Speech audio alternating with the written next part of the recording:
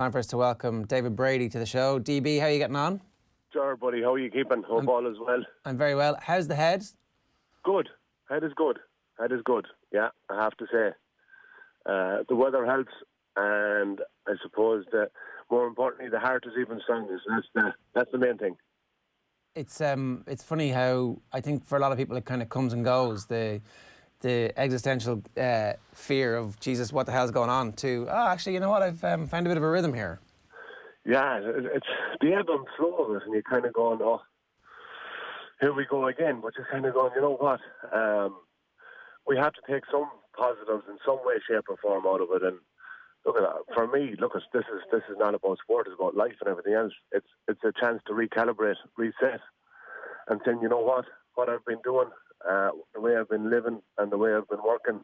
Is that the way forward, or can we all get a better balance in life and appreciate the small things? Because, you know what, I have to say, Jar, and the rest of you, how, in the name of God, you're talking about sport with no sport is a credit to yourselves, because at the end of the day, yes, we listen to ourselves, but we have to listen to what's going on in the world. I have to say fair play to you individually as a group and off the ball, because it's phenomenal what you're doing. Because at the end of the day, we're in a life where it's not normal.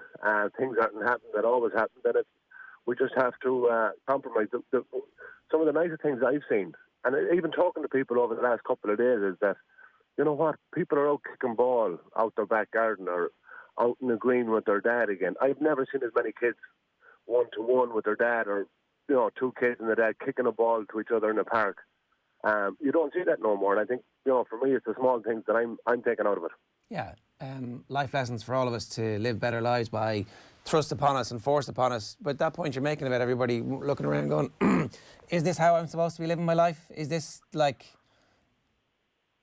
have I been wasting a little bit of my time? And the answer is obviously yes. A lot of us have been wasting a lot of our time. Yeah, and I think, you know what, it's a good time to reflect on everything else about what has gone on in our lives and the way we work and the way we do things. And yeah, you're going, look at I myself, again, I do a lot of travelling, I do a lot of running, racing.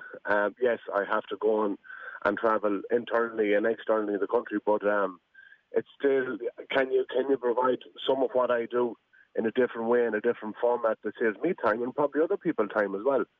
Look, we all need a human interaction. We all need to look someone in the eye. We all need that kind of face-to-face. But, yeah, it's for me, I know I have two kids, 6 and 2. I'll never in my life, until I retire, and they'll be well gone. They'll be rid of me at that stage.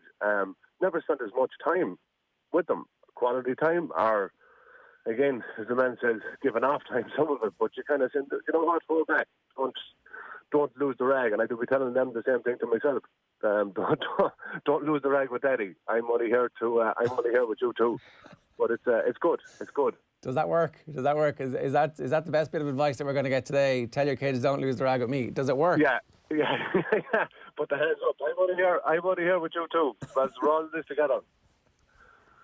A classic. And so, the reason we're talking to you this morning specifically is that over the course of the weekend, you just put out a tweet about if anybody wants a phone call from you for people to get in touch. So tell us first off about the message, where it came from, where the impetus for this came from. Yeah, I spent, I suppose, Friday and Saturday in the garden, and man, it's lovely weather and everything else, and I went onto my phone. I had a direct message from a guy called Kevin, and I read it, and I kind of went, right. Kevin was asking me, and again, he gave me a degree of detail that said, you know what, this guy is really, you know, asking for a little, and it was more or less that his father himself go to Mayo matches. They're Mayo-mad in all intents and purposes. They loved the games in 90X and loved the games in 2004, and I think watched my Locker Gale program there last Thursday, 2 weeks, and said they really resonated with what football means to people. He says, I know this is an off chance, but he's a widower. He's farming down in Wicklow. He moved there 39 years ago, approximately, and would there be any chance you give him a call? It could lift his spirits. And I went sound of the pound. no problem. And to tell you, Ger, the conversation that I had and the subsequent conversations I've had with people would do your heart good on the coldest of days.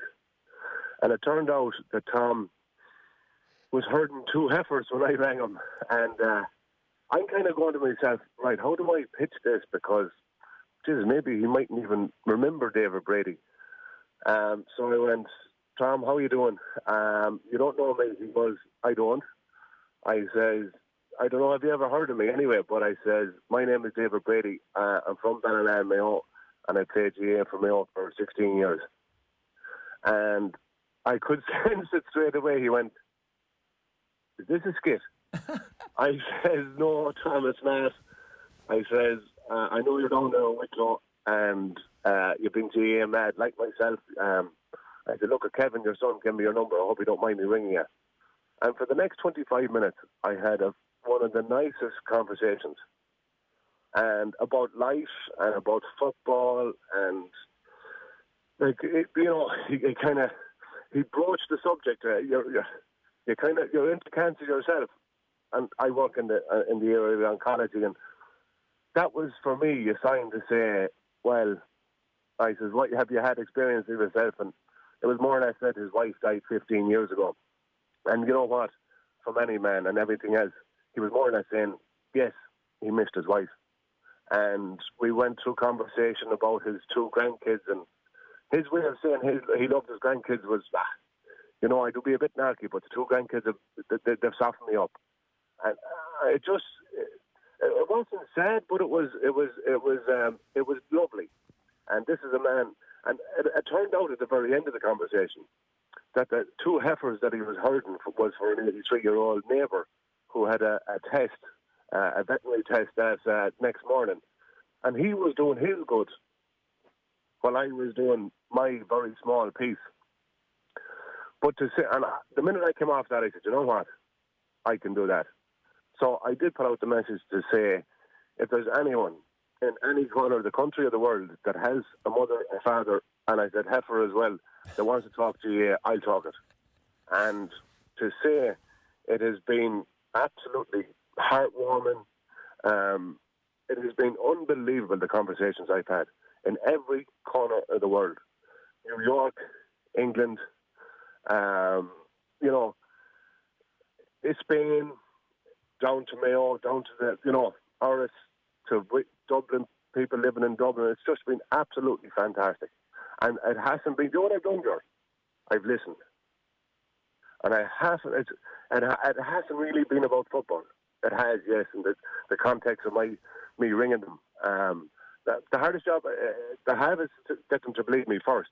But it's life stories. I'm talking to people in their 60s, 70s, 80s. I talked to a man called Liam on Sunday, and he's 82, 83 coming and remembers 1951. But it was just their life stories that they're telling me, and I'm learning more about games in the 60s against Galway, and the rivalries back then than I ever knew of football. And I think it's, for me, it's no matter who will ask me, I will every single one of them bring them personally over the next 3 weeks. It's funny when you say it's not really about football. It turns out people just want to have conversations, right? And that's exactly it. And they want to have meaningful conversations, I think. Like, we haven't always been good at having conversations where we get to the truth about what's actually happening. We have let's talk about the weather. How are you doing? I'm grand. Let's kick the can down the road.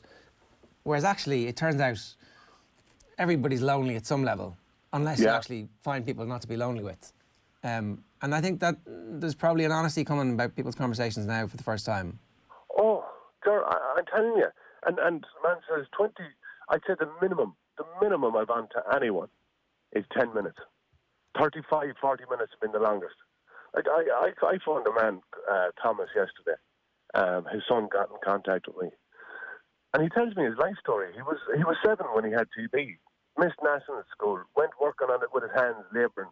Ended up that he could be a plumber or electrician. And anyway, he worked. He worked on so many sites, but he went back to college at 50 years of age. Did architectural design drawing at 50, qualified at 55.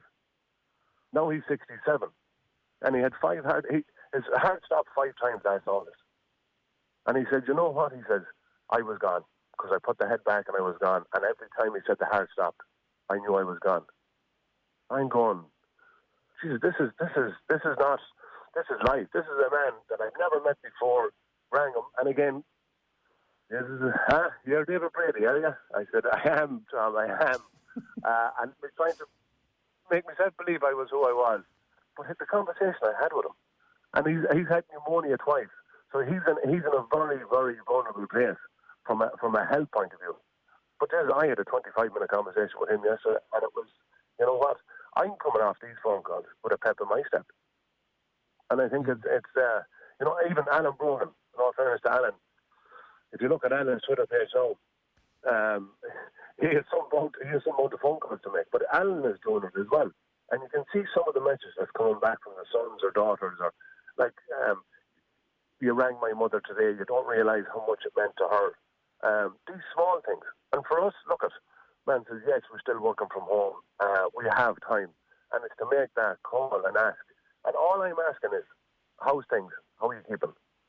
And you know, George, you work in this business. The most important part of any conversation is listening. How hopeful are you, David, that this is actually part of what our lives will be in the future, that even after you're finished a busy day at work, you will think about picking up the phone to somebody and asking, how are you? You know what? If I learn one thing, and it's even in the course of conversation face to face or picking up the phone, it is that you know what? We have no one else to look after except each other.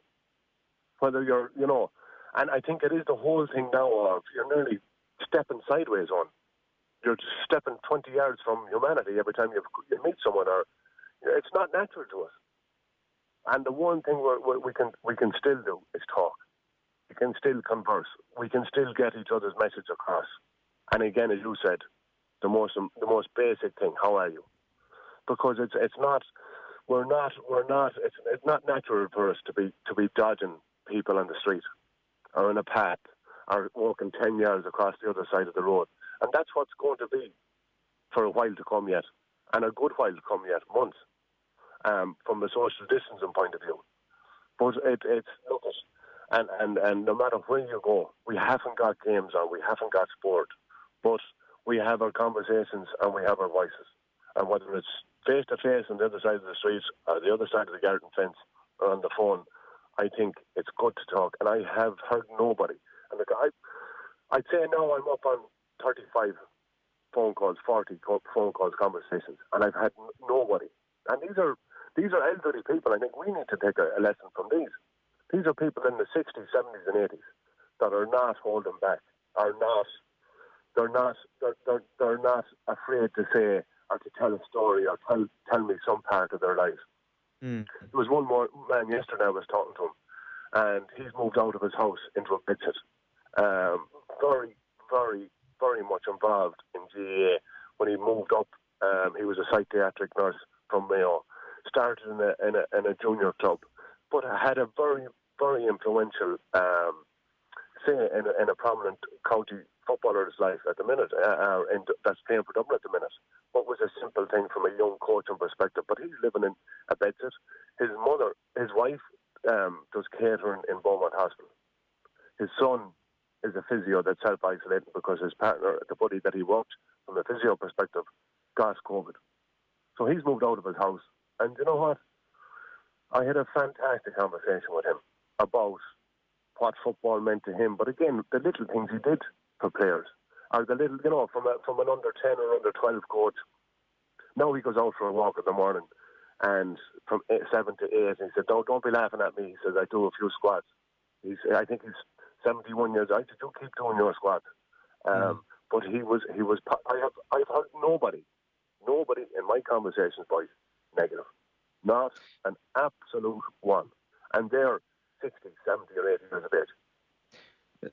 It's very interesting, Dave, that you touch on the age profile here, because in one way you can look at it saying it was great back then when there was no mobile phones and there was more human interactions and there was more conversation and storytelling was a thing certainly of the past, which we don't necessarily see too much anymore. But at the same time, a certain generation is associated with being closed off and not very in touch with their emotions and not very willing to have the conversations about what they're feeling. So there's a bit of a conflict there. And it sounds that perhaps you're starting to see that that is starting to change a little bit, that they've always been great communicators, but perhaps the subject matter of a certain generation hasn't been what it is right now or what you're experiencing right now through those phone calls.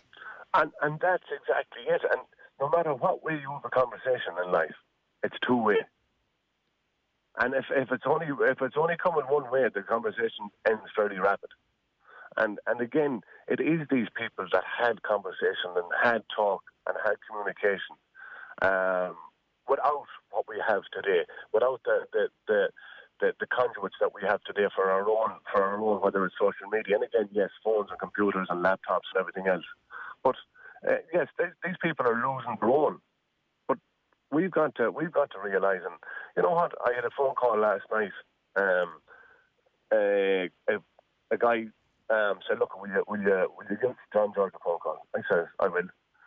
And this guy likes to go for his pints most nights of the week. It's not for the alcohol, that's the alcohol content, but it's for the social aspect of it. And he'd throw a few F's and blinds, and it's all in relation to football. And he started off giving off about Galway men saying, "Oh, geez, we missed our chance to put you down to Division 2." But it ended up, the conversation was, he said, and now this fella's in his 50s. Well, you know, he says, "I go to the pub now and I walk in and there's three fellas at the counter and then I'm sitting there and they're looking at the phones." He said, "You know what, a few weeks ago," he said, "I turned around and said, F this," he says. "I didn't come here to be looking at fellas looking into their phones. I came here for a chat." And he walked out of the pub. I'm going, Jesus. And this is a guy not in his, but he's probably the current way of life. You're going, you know what, he is going to the pub for a chat and a conversation and an argument on football or whatnot. But three other people looking into the phones and him sitting at the counter, he said, he left. And again, I got contacted by a fella that knew him, but it turned out that this is a local guard that went up and visited him the night before and had a sandwich and had a cup of tea out on the door with him. Like, the small things that people are doing, and it's conversational. It's saying, "How are you? How's things? I'm here for you," and you're not on your own. And I think no matter what part of humanity or no matter what part of the lessons we learn, we can't lose these, or we can't forget them, because yes, we've all been, and our generation, guys, we've been through financial crisis of 2008 and 9. But sometimes it doesn't take long to revert. Like New Year's Eve, I'm not going to do this, I'm going to give up that. At the end of 30 days, it's over. 80% of your New Year's resolutions are broken. And when this all ends, and it will be it's not going to end overnight, so it might help us in that way. We need to continue a certain format of life that we've learned from this turbulent time. I think you're dead right, DB. I think you're showing real leadership, to be honest. And I know it's a really simple thing that you did, but the simplicity of it is a really beautiful thing too, where you're just listening to people. And so much of the stories that we've heard about and the pictures that we've seen have been people giving out about stuff like the chipper queue or the N11 being blocked. And it's like, let's all get angry and angry and angry and angrier and then let it all explode. Or do what you did, which is send out a simple message and reach out to people. And I actually think so many people are doing what you're doing. And we don't know it.